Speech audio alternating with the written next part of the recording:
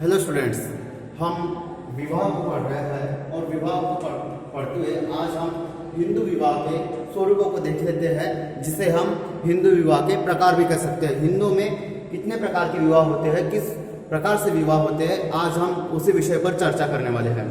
तो हिंदुओं में सामान्यतः 8 प्रकार के विवाह होते हैं। 8 प्रकार के विवाह, जिसमें प्रथम ब्रह्म विवाह, उसके पश्चात देव विवाह, आर्ष विवाह, प्रजापत्य विवाह, असुर विवाह, गंधर्व विवाह, राक्षस विवाह, पैशाच विवाह। तो ये 8 प्रकार है। इन 8 प्रकार से हिंदुओं में विवाह होते हैं, जिनमें हम सबसे पहले देखते हैं ब्रह्म विवाह। तो ब्रह्म विवाह क्या है?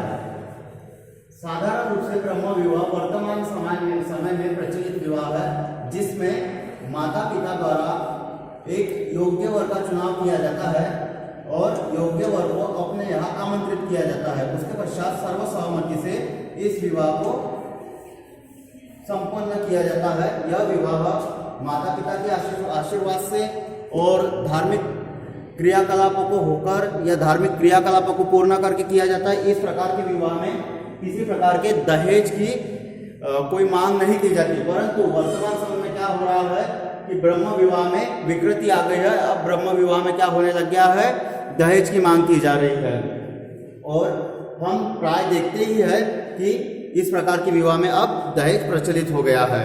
अब उसका एक कारण यह भी है कि यदि हम योग्यता को महत्व नहीं देकर सुंदरता और व्यक्ति के धन को महत्व देंगे तो यह दहेज प्रथा बढ़नी है, जिसके लिए वर और वधू दोनों पक्ष जिम्मेदार है। वधू पक्ष इसलिए जिम्मेदार क्योंकि वह धन को अधिक महत्व देते हैं कि भावी जीवन साथी अधिक धनवान होना चाहिए, संपन्न होना चाहिए, और वर पक्ष इसलिए जिम्मेदार क्योंकि वह सुंदरता को महत्व देते हैं।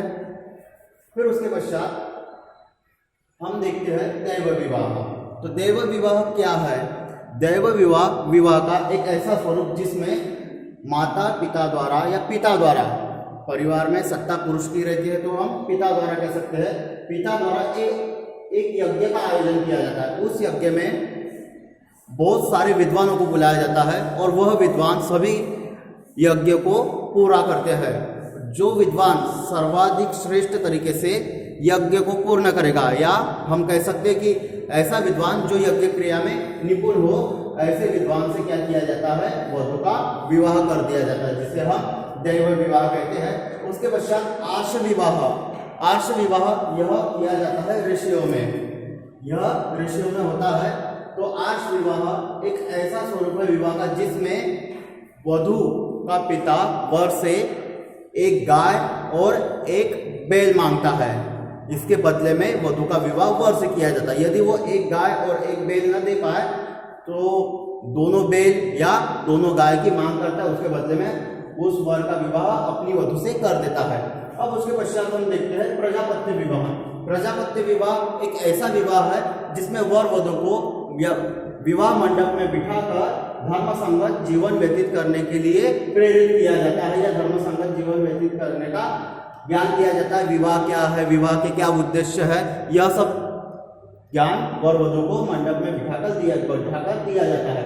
और इस विवाह में समझाया जाता है कि आपका जो प्रथम संतान होगी वह क्या होनी चाहिए, पुत्र होनी चाहिए। अर्थात इस विवाह का लक्ष्य होता है पुत्र प्राप्ति, क्योंकि हिंदू धर्म ग्रंथों में पुत्र जब माता पिता का तर्पण करता है, उसी के पश्चात उन्हें या मृत जीव को इस मृत्युलोक से या योनि से मुक्ति मिल जाती है।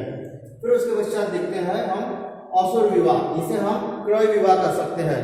क्रय विवाह जिसमें क्या होता है, असुर विवाह अर्थात क्रय विवाह, जिसमें वर द्वारा वधू का मूल्य देकर वधू को खरीदा जाता है और उससे विवाह किया जाता है। ऐसे विवाह को हम क्रय विवाह कहते हैं। फिर उसके पश्चात गंधर्व विवाह। इस विवाह को हम साधारण रूप से प्रेम विवाह भी कह सकते हैं। प्रेम विवाह नाम सुना तो एक प्रकार से मंद मुस्कान सी आ जाती है, क्योंकि हर व्यक्ति चाहता है कि वह प्रेम विवाह करे। अब कोई कोई उसमें सफल हो जाता है, कोई कोई असफल हो जाता है, या फिर कोई कोई अपने प्रेम विवाह को कह सकते हैं कि साधारण विवाह में परिवर्तित कर देता है। अब प्रेम विवाह, इसमें क्या होता है कि वर और वधू दोनों परस्पर प्रेम करते हैं। यदि घर परिवार वाले सहमत नहीं हुए तो वो भागकर विवाह कर लेते हैं, या घर परिवार के बिना आज्ञा के या बिना आशीर्वाद के विवाह कर लेते हैं, या फिर घर परिवार वालों को मना कर भी विवाह कर सकते हैं। तो प्रेम विवाह एक तो भागकर भी हो सकता है, या फिर उसे साधारण रूप से व्यवस्था विवाह में भी परिवर्तित कर सकते हैं वे लोग। तो ये होता है गंधर्व विवाह अर्थात प्रेम विवाह। फिर उसके पश्चात हम देखते हैं राक्षस विवाह। तो यह विवाह अपहरण द्वारा किया जाता है विवाह, ऐसे विवाह को हम कहते हैं राक्षस विवाह, जिसे क्षत्रिय विवाह के नाम से भी जाना जाता है। इस विवाह में क्या होता है कि पुरुष या वर किसी लड़की का अपहरण करता है और उससे विवाह कर लेता है। अब अपहरण करता है तो हो सकता है कि अपहरण उसकी इच्छा से भी हो या अनिच्छा से भी हो। लड़की की इच्छा भी हो सकती है अर्थात स्वेच्छा भी हो सकती है या नहीं भी हो सकती, परंतु वह उस लड़की से विवाह करेगा, जिसे हम अपहरण विवाह कहेंगे, जिसे साधारण भाषा में क्षत्रिय विवाह भी कह सकते हैं, क्षत्रिय विवाह। फिर उसके पश्चात पेशाच विवाह, विवाह का यह सबसे निकृष्ट या सबसे निम्न स्वरूप माना जाता है पेशाच विवाह। इसमें क्या होता है कि कोई वर या कोई लड़का किसी सोई हुई लड़की या किसी लड़की को किसी वस्तु में या पेय में, किसी खाद्य पदार्थ में नशीली वस्तु या नशीली चीज का सेवन मिलाकर सेवन करवा देता है।